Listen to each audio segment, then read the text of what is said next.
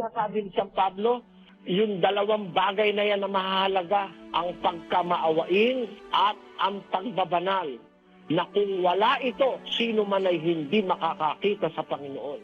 Dapat banal na pamumuhay at pagkamaawain. Hindi nawawala yung pagkamaawain, yung charity, yung pag-ibig. Alam mo kasi pag meron ng pagkamaawain, kaawaan ka rin ng Diyos eh. Sapagkat yun ang sentido ng tunay na pagsamba sa Diyos, yung pag-aaruga, yung pagkalinga, yung pagbibigay natin ng atin pong magagawa doon sa mga wala ng anuman.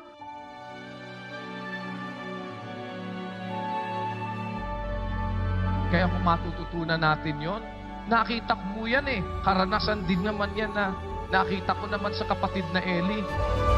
Pag naawa ka pala sa dukha, nagpapautang ka sa Panginoon. Napakaganda ng bayad yan. Buhay na walang hanggan ng bayad yan eh. Kaya mga kapatid, huwag niyo iwawaglit yung awa.